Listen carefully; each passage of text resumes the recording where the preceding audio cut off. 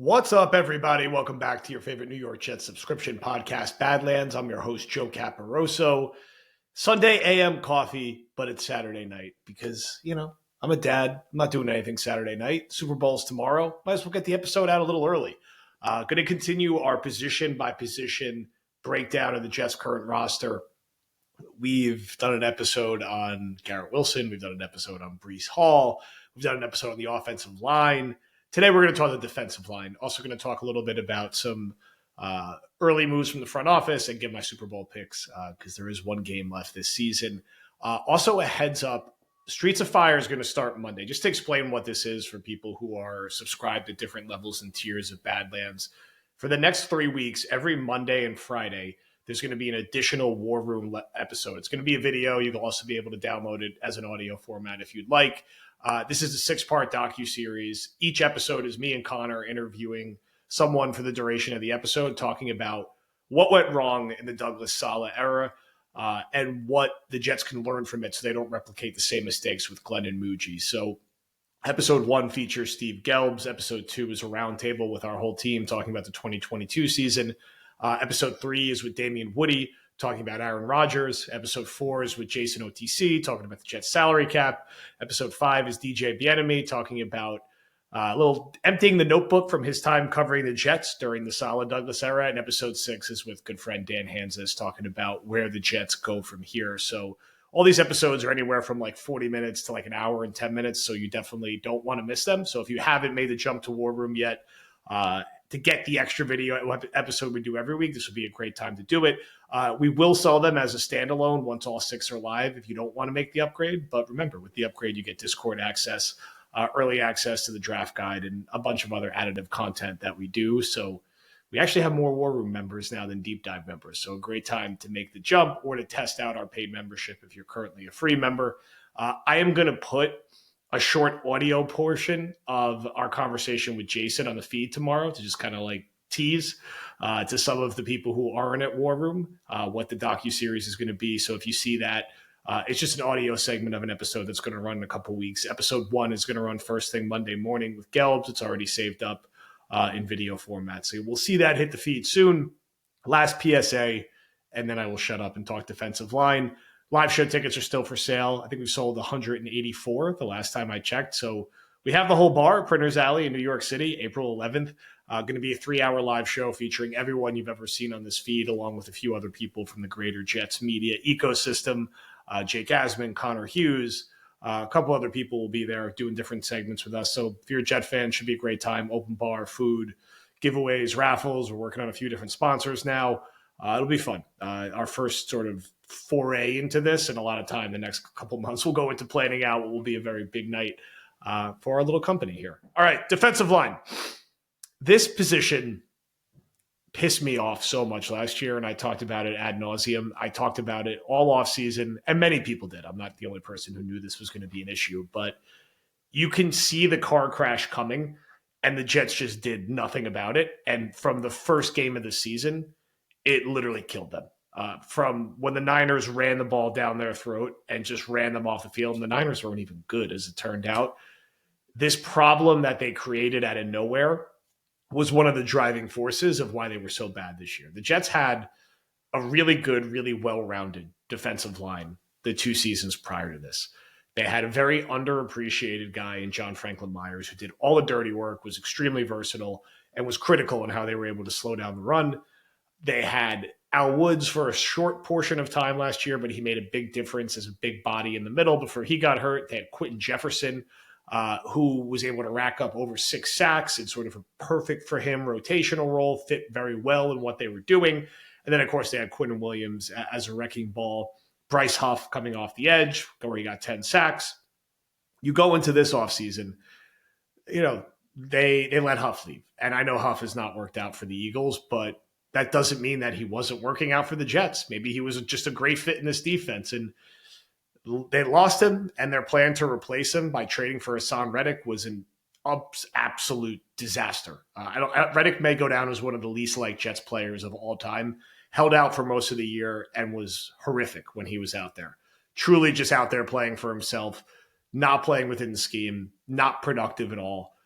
It was painful to watch him play. So that swap, I would have happily held on to Bryce Huff, even if he stunk for the Eagles, because it would have been much better than watching Reddick, and Huff was productive here.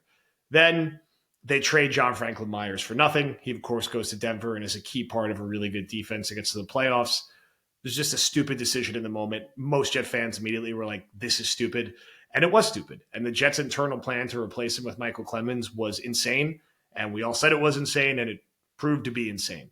They doubled down with Saul Thomas, who's a great guy, but is not very good and just seemed to have like a guaranteed roster spot here by Robert Saleh. They go get Javon Kinlaw, overpay him substantially, and think he's going to flourish in this system, which he didn't. He was constantly shooting gaps, out of place, getting penalties, was terrible. I hope he never plays a snap for the Jets again. I never want to see Clemens, Kinlaw, or Saul Thomas play a snap for the Jets again, honestly. And again, Thomas, great dude. He's man of the year every year. He's just, I think the time is up. Go back to San Francisco and play with Saleh. Clemens is not a starting NFL player, and Kinlaw did not look like a starting NFL player last year. And all of that just drags down Quinnen Williams and makes his life harder. On the edge, they lose Jermaine Johnson, which of course hurt, and getting him back will make a big boost. Let's hope he's back to 100% really sooner rather than later, because Will McDonald was really the nice story up front this year. Like, he proved to not be a wasted pick, not be a bust, went and got double-digit sacks.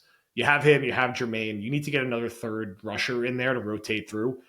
That could be a day 2, day 3 pick. That could be a Marcus Davenport. That could be a low-tier, mid-tier free agent, but they need someone to fill that spot and chew up some reps. On the defensive line, you got to go fill those spots. That Clemens, Kinlaw, Saul Thomas, all those reps got to be chewed up. I'm not convinced that guys like Watson, McGregor are really NFL players and could do that. Maybe I'm wrong, and maybe they take a big leap in year 2, and they can.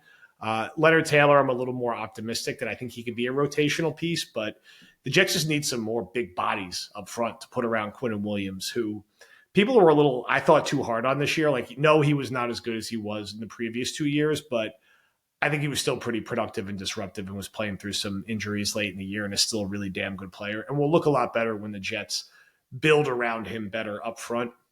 My mock draft has remained Mason Graham. I know people think I'm insane for thinking he'll be there at 7, but I think there's a decent chance he is. And I think if he is, the Jets will take him and put him with Quinnen Williams. And yes, I cannot believe I'm listening to myself advocating for the Jets to take a defensive lineman in the first round. But that's how bad they were in the trenches last year and how urgent of a need it is. I am sure the Jets are going to be looking to pick off any free agents from the Lions or the 49ers or any ones that they end up cutting ties with Glenn and Wilkes' ties there. So I would look at the names on those rosters to see if there's anyone that they could grab. I think they'll probably draft 2 defensive linemen. Even if they take one in the first, I could see them taking one on day 3. And, can they go find that sort of other rotational edge rusher piece? You have a good starting point with Quinnen Williams, Will McDonald, and Jermaine Johnson. You need to go make like 3 meaningful additions to this group to make it substantially better and not have it be something that is just steamrolled over week after week after week. The Jets were just, from week 1 last year, just truly bullied. And it wasn't even just being bullied. They were just so undisciplined and poorly coached, which was crazy because White Cotton and Saleh and Ulbrich had done a really nice job with that group. So it feels more to the players that they were rotating through, because you would just watch them and like, what the hell is everyone doing? It looked like 7 guys playing in 7 different schemes, trying to do 7 different things at once. And the trickle-down effect in the rest of the defense was painful to watch because the Jets were just constantly beat up front, and it just kneecapped them in so many games. It's why they lost the Niners game. It's really why they lost that first Bills game, because of how much the Bills were able to run all over them. I know some other stuff happened late, but that game, they killed them in that game as well. There were so many, the Colts game, they couldn't get a stop. And this was just like a repeat thing throughout the year. So a major area of focus for Aaron Glenn, Steve Wilkes, and Darren Muji to improve. And we've seen a couple minor moves come through from the new front office already. They actually added a fullback in Andrew Beck. And I don't want to go crazy about any signings in February that are fullbacks, but I don't know. Beck's not a terrible player. He's a guy who's been an NFL player for a bit, and the Jets have not had like an active fullback spot. And it just makes me think, like, is this team just going to be a touch more run heavy? Because if it's not going to be Rodgers, I just think there's a version of this Jets offense that's like Tyrod, Justin Fields, a ton of Brees, a ton of Braylon Allen, a ton of Isaiah Davis, a ton of a fullback, and just run the hell out of the football and then go play action and try to bomb it deep to Garrett Wilson and play much better defense and special teams as you sort of figure out your long-term situation at quarterback. So we'll see if that ends up being a big part of what they're doing. I think the Ruckert experiment, unfortunately, just hasn't really worked. It's been 3 years, and it's just not there. Maybe that changes in a new offense, but it hasn't been to date. I think the Engstrand and this Jets team is going to want to run the football a lot, though, regardless of what happens with Rodgers or not. The Lions ran the hell out of the football, and I think you're going to see a lot more use from the running back. So I'm not shocked they went and got a fullback who isn't Nick Bawden. And I'd be curious to see what they do with the tight end position as well. I think there'll be 2 additions there, not just one. Last but not least, Super Bowl picks. I'm taking the Chiefs. I went to the game last year, and I bet on the Chiefs, and it served me well. Sweat it out. I've never bet against the Chiefs in the Super Bowl, and generally that's worked out well outside of that Bucs game. Until they lose, I just don't see a reason to bet against Mahomes and Reed. They're 1.5-point favorites. That feels about right. I can see that line getting to a pick 'em by kickoff. I'm just going to take the Chiefs minus 1.5. A couple of the other things I'll mix in. First quarter under. I always feel like teams come out a little tight. I think that's been a little uneven in hitting lately, but I'm still going first quarter under. I like Kareem Hunt's over on rushing yards, get him maybe like up above 50. I think Saquon goes up over 125 in this game as a floor for him. I kind of like Eagles up at halftime, Chiefs to win the game. I also like Dallas Goedert over 3.5 catches. I like a Noah Gray anytime touchdown. I like Mahomes over 1.5 touchdown passes. Those I'll throw a few more in and I'll share them tomorrow. I have my underdog pick out there now, so promo code Badlands on underdog. I've tied together the Mahomes over 1.5, the Goddard over receptions, the Kareem Hunt rushing yards, and the Saquon over rushing yards into a higher lower. So check that out. And they have a ton of other options. There's a couple other ones I kind of like. I kind of like DeAndre Hopkins to be particularly involved in this one. Hurts is rushing over.